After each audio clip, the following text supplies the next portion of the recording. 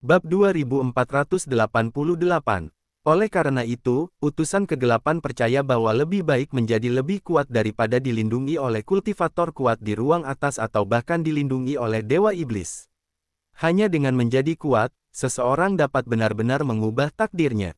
Awalnya, utusan kegelapan hanya menggunakan ruang tengah sebagai batu loncatan.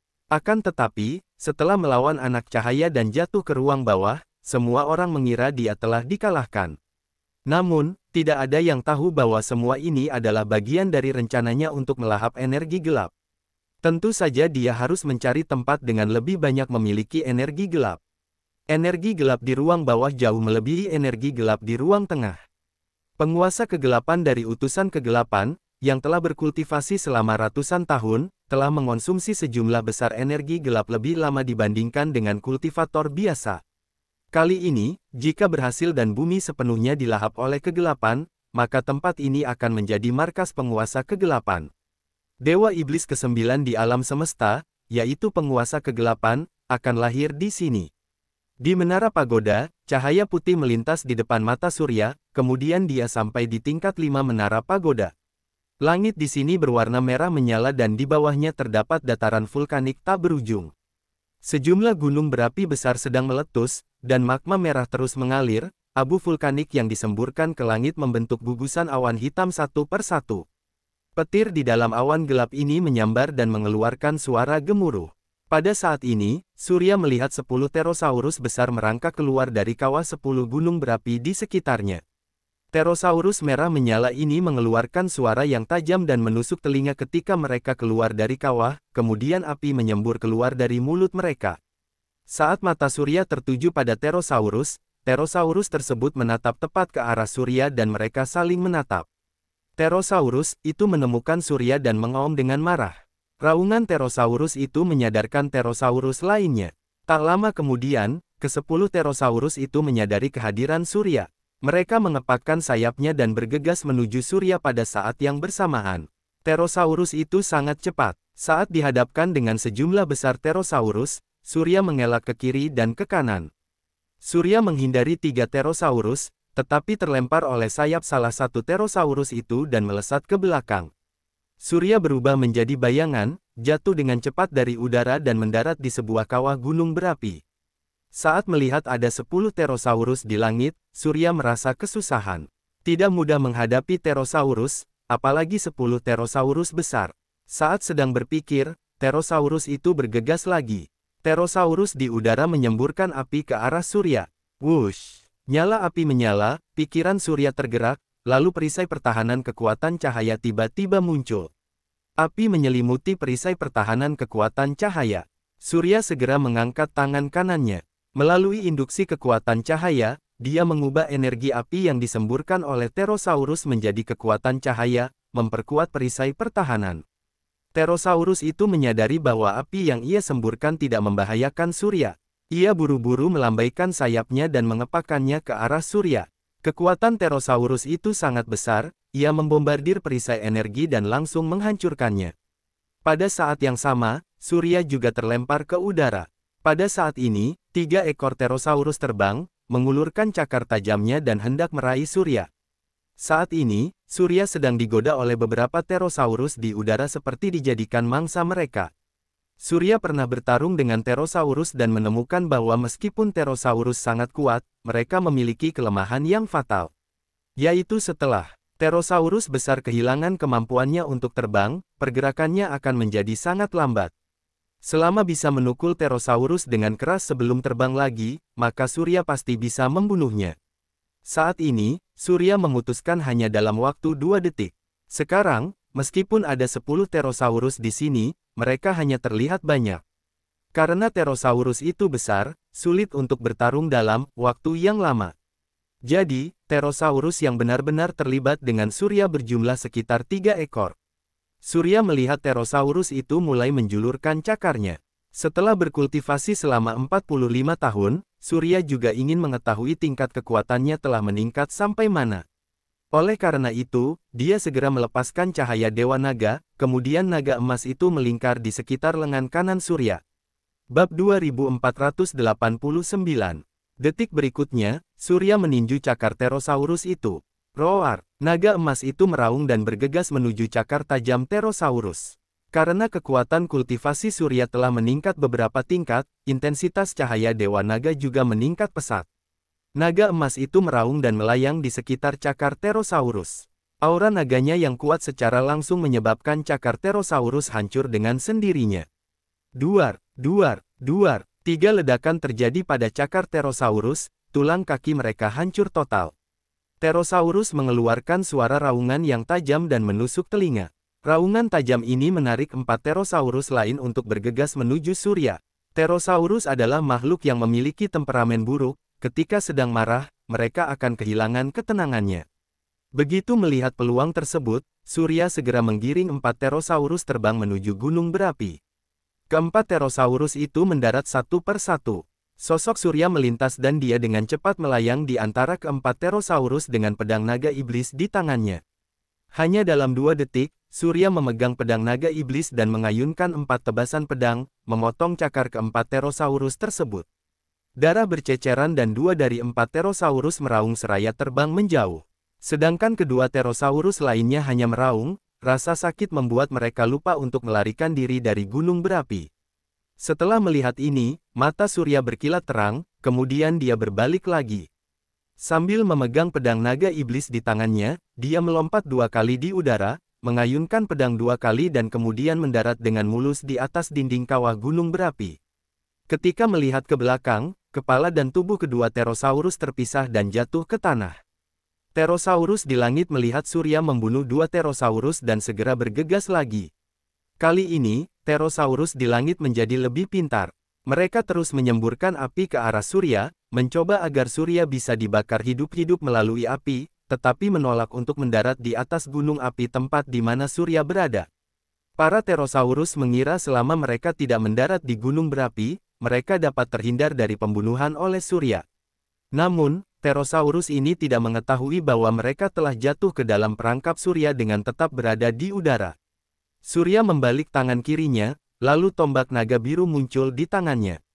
Ketika seekor Pterosaurus mendekat dengan cepat, Surya langsung melemparkan tombak naga biru. Tombak naga biru langsung menusuk, berubah menjadi naga biru di udara. Melihat hal ini, Pterosaurus tiba-tiba mengepakkan sayapnya dan angin kencang meniup naga biru itu menjadi bubuk. Saat berdiri di kawah gunung berapi, Surya terhempas terbalik oleh angin kencang dan jatuh ke dalam kawah. Surya melihat magma merah menyala di bawah. Dia mengendalikan aura naga dan melayang tepat di udara. Tidak lama kemudian, dia punya ide dalam benaknya. Ketika Pterosaurus melihat Surya jatuh ke dalam kawah, ia tidak terus mengejarnya, melainkan memilih untuk berbalik dan terbang ke kawah lain, untuk menetap di sana, ingin melihat apakah Surya telah jatuh ke dalam magma dan sudah terbakar hidup-hidup. Namun, ketika 5 ekor Pterosaurus muncul di atas kawah pada saat yang sama, Surya membubung ke langit dan terbang langsung keluar dari gunung berapi. Pada saat yang sama, seekor naga api yang terbuat dari magma merah menyala terbang keluar dari kawah dan terus-menerus menggunakan cakar dan ekornya untuk menyerang Pterosaurus di sekitarnya. Kelima Pterosaurus tersebut ditangkap oleh cakar naga atau ditampar oleh ekor naga tersebut. Setiap Pterosaurus yang bersentuhan dengan naga api tersebut akan langsung terbakar dengan nyala api yang berkobar di seluruh tubuhnya. Bab 2490. Surya telah membunuh 7 dari 10 Pterosaurus. Saat ini, 2 dari 3 Pterosaurus yang tersisa terbang kembali ke kawah masing-masing dan hanya menyisakan 1 Pterosaurus yang melayang di udara. Surya naik ke udara dan mengendalikan naga api untuk menyerang Pterosaurus. Pterosaurus tiba-tiba mengepakkan sayapnya dan angin kencang langsung mengalahkan naga api tersebut. Percikan besar memercik dari udara. Tidak lama kemudian, di bawah tatapan Surya, Pterosaurus tersebut segera menyusut dan berubah menjadi seorang pria berjubah merah. Pria itu menatap Surya seraya berkata, "Sudah cukup, kamu nggak bisa membunuh mereka lagi. Kamu sudah membunuh 7 Pterosaurus, ini sudah cukup untuk membuktikan kekuatanmu." Surya menatap pria itu sembari bertanya, "Siapa kamu?" Pria itu menjawab, "Aku penguasa Pterosaurus. Aku membesarkan 9 Pterosaurus ini dengan tanganku sendiri. Aku nggak pernah menyangka kalau kamu benar-benar membunuh 7 Pterosaurus." Surya menyahut dengan nada dingin, "Kalau aku nggak membunuh mereka, apa aku harus membiarkan mereka membunuhku? Oh, itu juga nggak masalah. 10 tahun kemudian, telur Pterosaurus akan lahir kembali. Aku cuma perlu menunggu 10 tahun lagi. Tapi, karena kamu sudah nggak sopan, aku nggak akan membiarkanmu melewati tingkat ini, Surya. Surya mengerutkan kening dan berkata, kamu tahu namaku Surya. Oh, tentu saja. Apa kamu lupa, ini Menara Pagoda. Menara Pagoda lahir karena takdir. Tentu saja aku mengenalmu. Surya menatap penguasa Pterosaurus seraya menjawab, salah, Menara Pagoda lahir karena takdir, tapi kita nggak mengenal satu sama lain. Kamu nggak akan tahu namaku kecuali kita pernah bertemu sebelumnya. Tapi, aku sepertinya nggak pernah bertemu denganku sebelumnya. Ekspresi keterkejutan muncul di mata penguasa Pterosaurus, kemudian dia menyahut, Surya, kamu terlalu banyak berpikir. Cepat lakukan. Selama kamu bisa mengalahkanku, aku akan membiarkanmu melewati tingkat 5 Menara Pagoda. Tapi, aku nggak akan menunjukkan belas kasihan padamu, jadi sebaiknya kerahkan semua kekuatanmu. Kalau begitu, ayo kita lakukan. Surya merenung sejenak, kemudian sambil memegang pedang naga iblis di tangannya, dia berubah menjadi bayangan dan bergegas menuju penguasa Pterosaurus. Tangan kanan penguasa Pterosaurus bergerak, lalu tombak panjang muncul di tangannya. Detik berikutnya, dia juga bergegas ke arah Surya. Rasakan penderitaanmu. Pedang naga iblismu terlalu pendek. Penguasa Pterosaurus itu maju dengan tombaknya. Surya mengangkat pedang naga iblis untuk memblokirnya. Kedua energi itu saling bertabrakan. Mulut Surya melengkung dan dia berkata, enggak, kamu yang akan menderita. Aku punya aura naga untuk melindungi tubuhku. Apa menurutmu tombakmu bisa mengenaiku?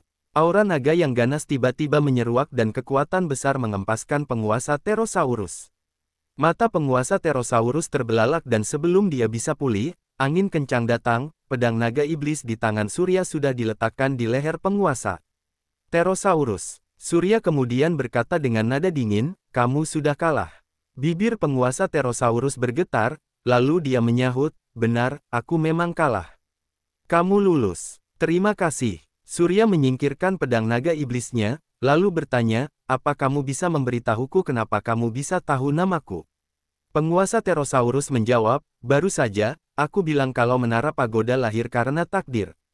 Karena ia lahir karena takdir, maka ketika penguasa takdir muncul, semua orang dan benda di dalam Menara Pagoda secara langsung tahu kalau penguasa takdir telah tiba. Jadi, aku tahu namamu. Ternyata begitu. Surya mengangguk, kemudian tanpa ragu-ragu, terbang langsung mengelilingi penguasa Pterosaurus dan menuju pusaran cahaya putih yang muncul di udara. Penguasa Pterosaurus menengok untuk melihat punggung Surya yang menyusut, dengan ekspresi kekecewaan muncul di matanya. Sepertinya ingatannya masih belum pulih. Tapi, nggak heran kalau Dewa Iblis ke-9 muncul, tatanan alam semesta juga akan dibangun kembali. Sambil menarik napas dalam-dalam, penguasa Pterosaurus itu merasa sedikit kecewa dalam hatinya. Bab 2491. Surya menghilang ke dalam pusaran cahaya putih. Pada saat Surya menghilang, semua yang ada di lantai 5 Menara Pagoda, termasuk penguasa Pterosaurus, berubah menjadi bubuk dan menghilang tanpa jejak. Cahaya putih melintas, Surya muncul di lantai 6 Menara Pagoda dan melayang di udara. Surya melihat sinar keemasan matahari memancar dari langit barat tempat itu. Dia terperanjat, lalu bergumam pada dirinya sendiri, di sini matahari sudah terbenam. Setelah beberapa saat, Surya memulihkan pikirannya dan melihat ke bawah. Di bawahnya terdapat hutan tak berujung. Pohon-pohon besar di hutan memiliki cabang dan dedaunan yang lebat. Surya melayang turun dari udara dan memasuki hutan. Saat melihat sekeliling, Surya tidak menemukan ancaman apapun di sini. Kelihatannya tidak ada bedanya dengan hutan belantara biasa. Surya berjalan ke depan dan berjalan beberapa saat.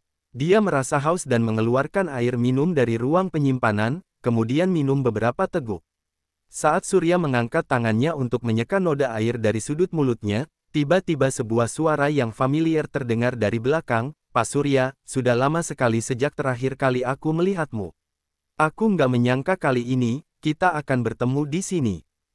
Mendengar ini, Surya mengerutkan kening dan berbalik. Kemudian, dia melihat Alice yang mengenakan jubah hitam sambil memegang tongkat sihir. Alice, ya, ini aku. Alice tersenyum pada Surya, mengangkat bahu tak berdaya seraya berkata, aku pikir, kamu pasti tahu tempat apa ini. Ini menara pagoda, jadi kamu bukan Alice yang asli, kan? Enggak, aku adalah Alice. Apa kamu nggak tahu? Rahasia menara pagoda. Rahasia apa? Alice menggelengkan kepalanya tak berdaya, kemudian menjelaskan, sepertinya aku harus menjelaskannya padamu lagi secara langsung. Faktanya, menara pagoda adalah dimensi khusus. Ini adalah dimensi khusus yang dibentuk oleh kombinasi energi gelap dan energi cahaya. Mungkin, kamu nggak akan memahaminya terutama kalau aku nggak mengatakan ini. Kamu pasti tahu kalau Dewa Iblis ingin melahap ruang bawah. Semua energi yang dilahap oleh Dewa Iblis bisa muncul di dimensi menara pagoda ini. Siapapun yang muncul di sini adalah musuh penguasa takdir menara pagoda dan aku juga musuhmu. Surya mengerutkan kening dan bertanya, kenapa kamu memberitahuku hal ini? Senyuman jahat terulas di wajah Alice, lalu dia menjawab, aku cuma nggak ingin kamu mati dengan cara yang nggak jelas. Kamu harus tahu, Surya, kalau kamu mati di tangan yang mulia Dewa Iblis, Ratu Alice. Ini merupakan kemuliaan dalam hidupmu. Jadi, pasti ada pertarungan di antara kita, kan? Sebelum dia selesai berbicara, Alice melambaikan tongkat sihirnya, kemudian seberkas cahaya putih menerpa Surya. Surya segera mengelak dan menghindari cahaya putih itu. Saat melihat lagi, Alice terlihat muncul dari 4 arah, depan, belakang, kiri dan kanan. 4 Alice sontak mengepung Surya. Mereka tersenyum jahat pada Surya pada saat yang sama, lalu melambaikan tongkat sihir di tangan mereka dan melancarkan serangan lagi. Yang mulia penguasa cahaya yang agung, tolong beri aku kekuatan. Kamu bukan lagi pengikut penguasa cahaya, Alice. Kekuatan perisai pertahanan cahaya muncul dan langsung menahan serangan keempat Alice. Kemudian, kekuatan perisai pertahanan cahaya berubah menjadi cahaya putih dan menyebar. Ketiga Alice berubah menjadi bubuk dan menghilang, begitu mereka bersentuhan dengan cahaya putih. Surya perlahan berbalik dan menatap Alice di belakangnya. Alice memasang dinding cahaya untuk menahan dampak dari cahaya putih. Saat dia melihat ke arah Surya lagi, ada sedikit niat membunuh di matanya. Di bumi, kamu itu sudah mati, Alice. Wajah Alice dingin, perkataan Surya membuatnya tersentak. Alice menyahut dengan suara dingin, kalau begitu, semua orang harus mati bersama. Bab 2492. Alice yang marah mengangkat tongkat sihir di tangannya. Tiba-tiba, seberkas cahaya besar dilontarkan. Surya membuka tangannya untuk memblokir dampak sinar tersebut. Sarung tangan cahaya menyerap energi sinar tersebut dan menciptakan dinding pertahanan untuk memblokirnya. Surya berteriak, nggak ada gunanya, Alice. Kamu nggak bisa menjadi lawanku. Mata Alice menjadi gelap dan seluruh tubuhnya memancarkan aura hitam. Kemudian, dia menyahut dengan nada dingin, aku sudah bilang, semua orang harus mati. Setelah berkata demikian, Alice melambaikan tongkat sihir di tangannya, lalu energi sinar itu meningkat beberapa kali dalam sekejap. Surya terempas ke belakang sejauh beberapa meter oleh energi kuat dari sinar itu. Setelah mendarat, dia nyaris tidak bisa menopang dirinya sendiri dan menggertakkan giginya. Namun, pada saat ini beberapa wajah hitam muncul dalam sorotan cahaya. Wajah-wajah hitam ini membuka mulut mereka dan menggigit kekuatan dinding pertahanan cahaya milik Surya.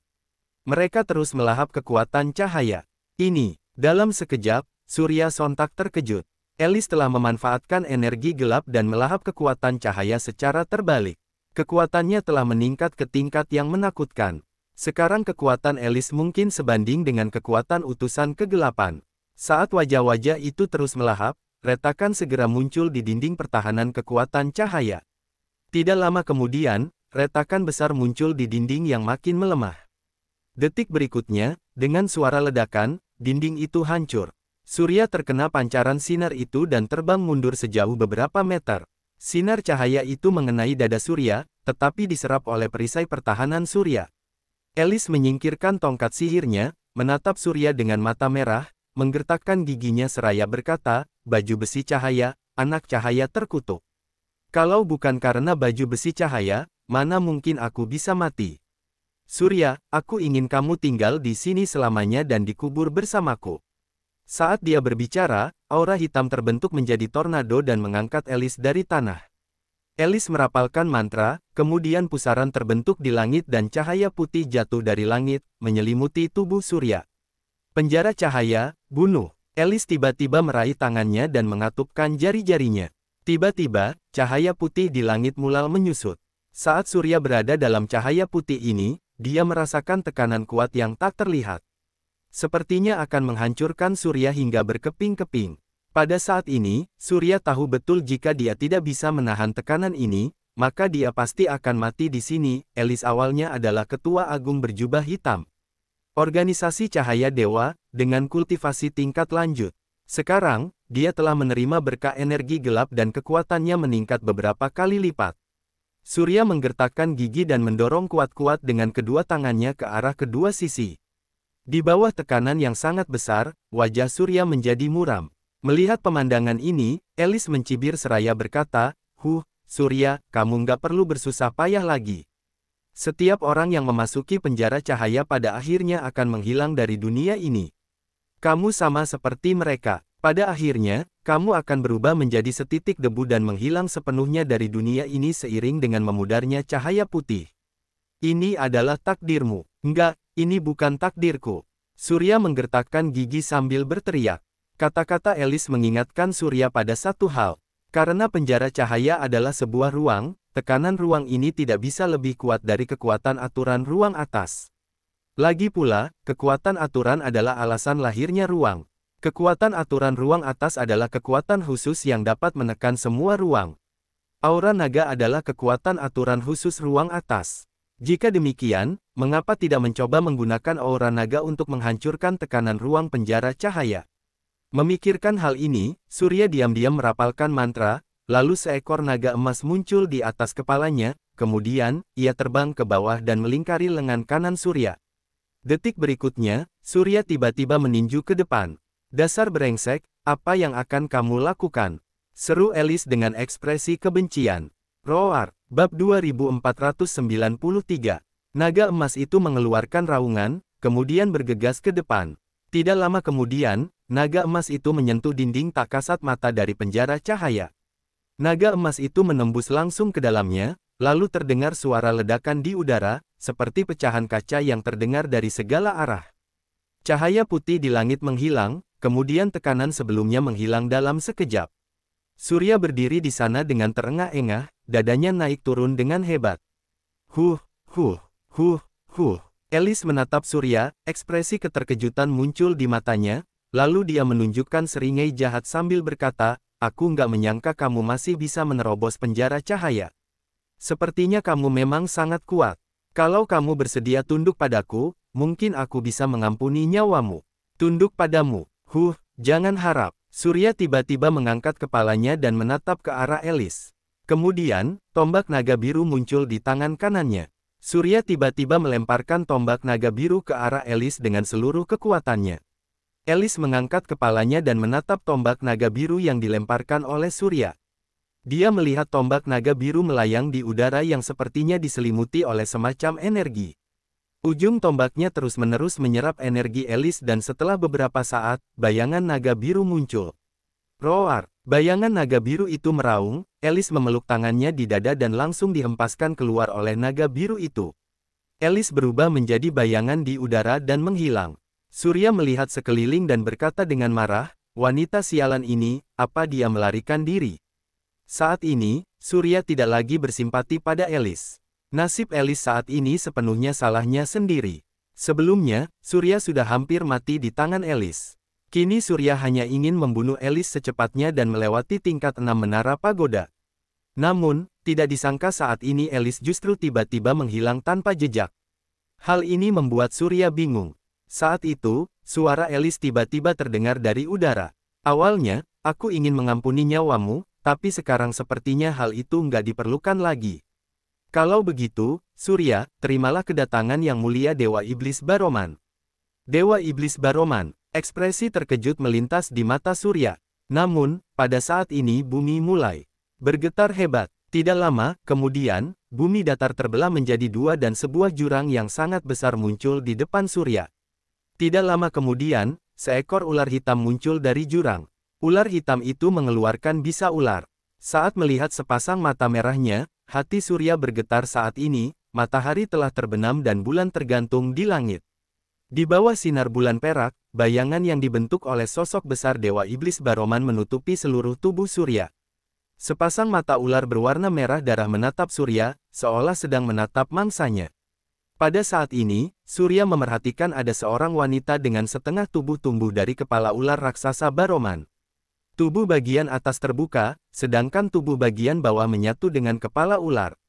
Wanita ini tidak lain adalah Elis. Elis memegang tongkat sihirnya, menatap Surya dengan mata dingin sambil berkata, kultivator ruang bawah yang malang. Jiwa dan tubuhmu pada akhirnya akan dipersembahkan kepada Dewa Iblis Baroman. Satu-satunya hal yang menunggumu adalah kematian. Tubuh ular itu menggeliat. Ular raksasa Baroman melata di dalam hutan, mengelilingi Surya di tengah dengan tubuh ularnya yang besar. Tidak lama kemudian, sepasang mata ular yang merah itu menatap lekat-lekat ke arah Surya. Surya menatap mata ular Baroman tanpa disadari dan tubuhnya membeku. Tiba-tiba, Surya merasa seolah-olah tubuhnya dikurung, jaring besi yang terbuat dari aura hitam yang dibentuk, terbang dari segala arah. Dalam sekejap, jaring besi itu mengembun dan menjadi sangkar besi. Bab 2494. Tidak lama kemudian, sangkar besi itu mengangkat Surya dan terbang ke udara. Pada saat ini, perasaan dikurung menghilang. Surya secara naluriah mengulurkan tangannya untuk menggenggam jaring besi itu, tetapi saat menyentuhnya, tangannya otomatis membeku. Karena terkejut, Surya sontak hanya bisa melepaskannya dan segera mundur 2 langkah.